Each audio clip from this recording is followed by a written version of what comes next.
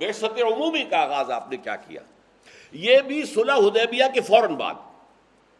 سن 6 ذی قعدہ صلح حدیبیہ ہے، سن 6 ہی کے آخر میں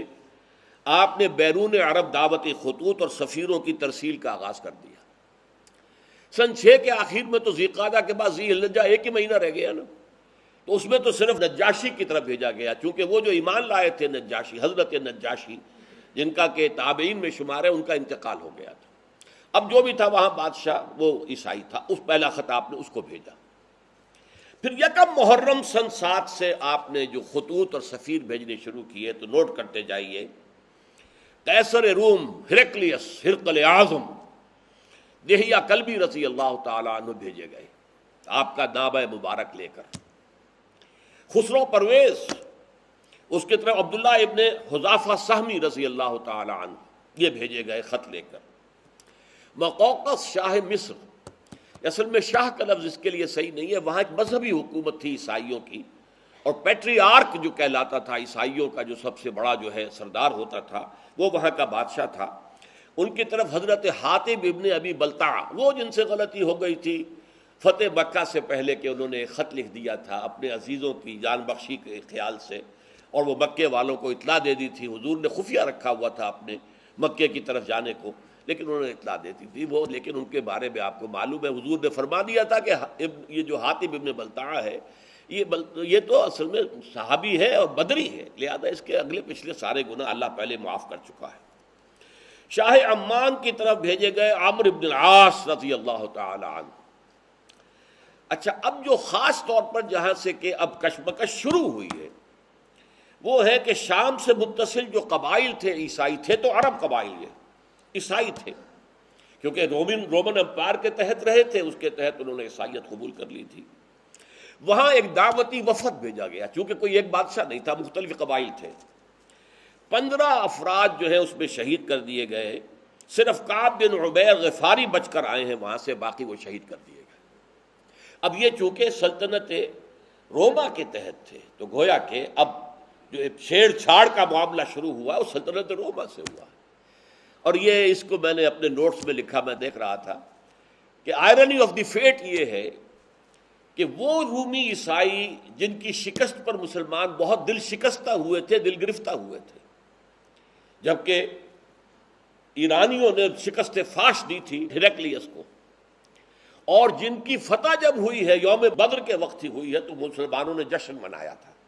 اس لیے کہ ظاہر بات ہے کہ ایرانی آتش پرست تھے، مشرکوں سے قرب رکھتے تھے، اور یہ عیسائی تھے حضرت عیسیٰ کے ماننے والے، تو مسلمانوں سے قرب رکھتے تھے۔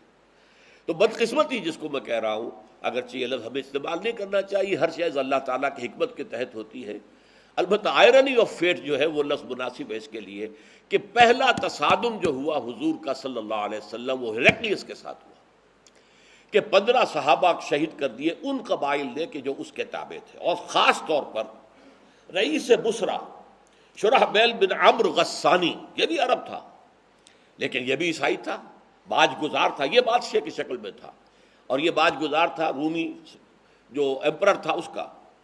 اس کی طرف بھیجے گئے تھے ایلچی کی حیثیت سے حارث ابن عمیر رضی اللہ تعالی عنہ، حارث ابن عمیر ازدی، اس نے ان کو بھی شہید کر دیا۔ گویا کہ آپ کے 16 سفیر جو ہیں ان علاقوں میں شہید کر دیے گئے کہ جن علاقوں میں عیسائی آباد تھے، اور نمبر 2 یہ کہ جو ہرقل کے تابع تھے۔ یہ صورتحال ہوئی جس پر کہ پہلا رد عمل حضور کی طرف سے ہوا غزوہ موتا۔ اسے غزوہ کہتے ہیں، اگرچہ عام طور پر خیال یہ کہ غزوہ اسی کو کہتے ہیں جس میں حضور بھی شریک ہوئے ہوں، حضور اس میں شریک نہیں ہوئے، لیکن ظاہر بات ہے سفیر کا جو قتل ہوتا ہے وہ اعلان جنگ ہوتا ہے۔ اب گویا کہ شام کے ان عیسائیوں کی طرف سے اعلان جنگ ہو گیا، تو حضور نے ایک لشکر تیار کیا 3000 افراد پر مشتمل صحابہ کرام کا، اور اس میں گویا کہ آپ کو پہلے سے معلوم تھا کہ کیا حالات پیش آئیں گے۔ آپ نے 3 جو ہیں سپہ سالاروں کا اعلان کر دیا کہ پہلے زید ابن حارثہ ہوں گے رضی اللہ تعالی عنہ، اگر وہ شہید ہو جائیں تو جعفر ابن ابی طالب جو حضور کے چچا زاد بھائی ہیں، حضرت علی کے بڑے بھائی جعفر ابن ابی طالب، اور اگر وہ بھی شہید ہو جائیں تو عبداللہ ابن رواحہ، یہ انصاری ہیں رضی اللہ تعالی عنہ۔ یہ 3 کا آپ نے نام لے کر تعین کر دیا۔ اب وہاں کیا ہوا، جب یہ 3000 کا لشکر جو ہے یہ حدود شام میں داخل ہوا تو معلوم ہوا کہ وہاں تو تیار ہے ایک لشکر 1,00,000 یا 2,00,000 پر، زیادہ روایات 2,00,000 کی، مقابلے کے لیے تیار ہے۔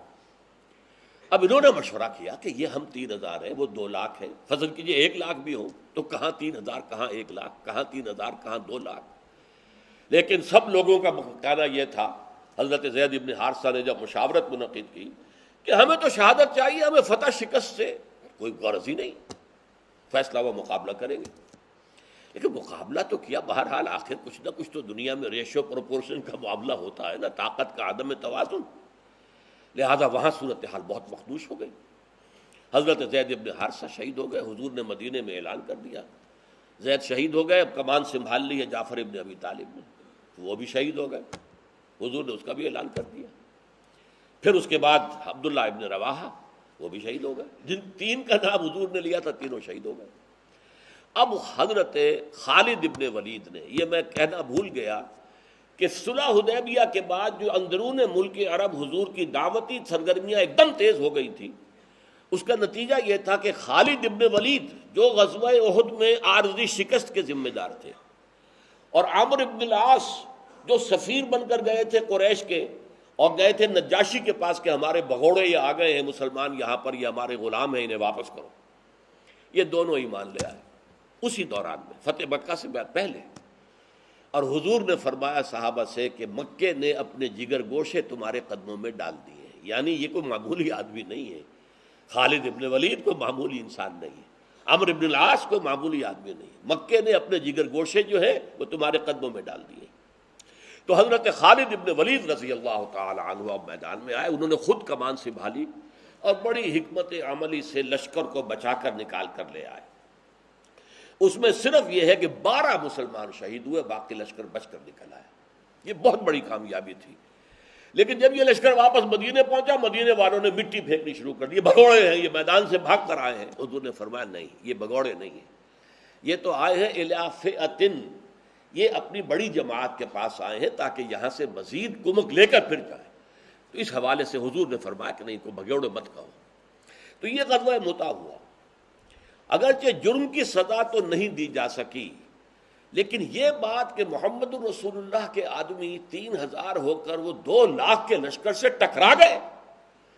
اس نے ایک بہت رعب قائم کر دیا پورے علاقے پر، ہلا دیا اس پورے علاقے کو کہ یہ طاقت کیسی ہے ان کے اندر۔ منحصر مرنے پہ ہو جس کی امید، نا امیدی ان کی دیکھا چاہیے، جس کی امید مرنے سے منسلک ہو جائے، مرنا سب سے بڑی کامیابی ہے، شہادت فی سبیل اللہ، تو اس کو کسی شے کا خوف ہوگا؟ سب سے بڑا خوف تو اسی کا ہوتا ہے، جان نہ چلی جائے، اور جو جان دینے ہی کو سب سے بڑی کامیابی سمجھے، منحصر مرنے پہ ہو جس کی امید، نا امیدی اس کی دیکھا چاہیے۔ تو گویا کہ ایک بہت بڑا جو ہے زبردست رعب پڑ گیا، اور جس کے نتیجے میں سلطنت روما کی جو ہے جڑیں ہل گئی۔ اس کے بعد پھر ہرقل نے تیاری کی زور شور کے ساتھ، تو نپ دی ایول ان دی بڈ، یوں سمجھیے کہ اب یہ جو ہے ابھرتی ہوئی قوت جو آ رہی ہے جزیرہ نما عرب سے، اس کو ختم کرنے کے لیے اس نے اتنا بڑا لشکر تیار کیا کہ مدینے میں مسلسل حالت خوف طاری رہتی، ذرا سا پتہ کھڑکتا تھا، آ گئے رومی، آ گئے رومی، آ گئے رومی، آ گئے۔ رومیوں کے آنے کی یہ خوف جو ہے مسلمانوں پر وہاں تھا، مشرکین بھی تھے وہاں، وہ منافقین بھی موجود تھے۔ لیکن بہرحال نبی اکرم صلی اللہ علیہ وسلم نے 30,000 کا لشکر تیار کیا، آپ تبوک تک پہنچے، اور تبوک سرحد شام کے اوپر 30,000 کا لشکر لے کر 30 دن تو لگے ہیں آپ کو جانے اور آنے میں، 15 دن، 20 دن آپ نے وہاں قیام کیا۔ ہرقل میدان میں نہیں آیا، اپنی فوج لے کر پیچھے ہٹ گیا۔ اس کی وجہ کیا ہے؟ ہرقل پہچان چکا تھا، جب آپ کا خط گیا تھا، دعوتی خط حضرت دہیہ کلبی رضی اللہ تعالیٰ عنہ لے کر گئے تھے، اس نے خط پڑھتے ہی پہچان لیا، وہ عالم تھا، عیسائی عالم، کہ یہ وہی ہیں کہ جن کی نوید جو ہے وہ تورات اور انجیل میں تھی۔